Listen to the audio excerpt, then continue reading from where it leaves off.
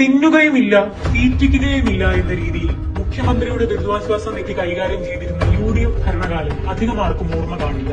പ്രളയമൊക്കെ ഉണ്ടാകുമ്പോൾ പേരിന് മാത്രം വന്ന് ഫോട്ടോ എടുത്തു പോകുന്ന നേതാക്കൾ, അർഹതപ്പെട്ട സഹായത്തിനായി സർക്കാർ ഓഫീസുകൾ കയറിയിറങ്ങി കാല് ചെയ്യുന്ന പാവങ്ങൾ, പകർച്ചവ്യാധികളെയോ പ്രകൃതി ദുരന്തങ്ങളെയോ ഒരുമിച്ച് നേരിടാൻ പോലും സർക്കാരിന് കഴിയും. സുനാമി ദുരിതാശ്വാസ ഫണ്ട് പോലും വകമാറ്റി ചെലവഴിച്ചുവെന്ന് ലോകായുക്ത പോലും ആരോപിച്ചു. 2011 മുതൽ 16 വരെയുള്ള 5 വർഷം കൊണ്ട് വെറും 808 കോടി രൂപ മാത്രമാണ് UDF സർക്കാർ ദുരിതാശ്വാസ നിധിയിൽ നിന്ന് വിതരണം ചെയ്തത്. 2016 പിണറായി വിജയൻ മുഖ്യമന്ത്രിയായപ്പോൾ ദുരിതാശ്വാസ നിധി പുനരുജ്ജീവനത്തിന്റെ പാതയിലായി. UDF 5 വർഷം കൊണ്ട് നൽകിയതിന്റെ 7 ഇരട്ടി തുക, അതായത് 5953 കോടിയിലധികം രൂപയാണ് ഈ സർക്കാർ കഴിഞ്ഞ 9 വർഷം കൊണ്ട് വിതരണം ചെയ്തത്. അഴിമതിക്ക് യാതൊരു സാധ്യതയുമില്ലാത്ത രീതിയിൽ സുതാര്യമായി ഡിജിറ്റൽ സംവിധാനം നിലവിൽ വന്നു. തുക നേരിട്ട് അർഹതപ്പെട്ടവരുടെ ബാങ്ക് അക്കൗണ്ടുകളിലേക്ക് എത്തിത്തുടങ്ങി.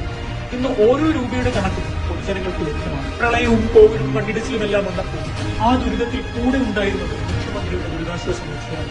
കേരളത്തിലെ ജനങ്ങൾക്ക് ദുരിതങ്ങൾ ഉണ്ടാകുമ്പോൾ സർക്കാർ കൂടെ ഉണ്ടാകുന്നതിന്റെ ഉറപ്പാണ് മുഖ്യമന്ത്രിയുടെ ദുരിതാശ്വാസ നിധി. അതാണ് പിണറായി വിജയൻ എന്ന നേതാവിനെ വ്യത്യസ്തനാക്കുന്നത്.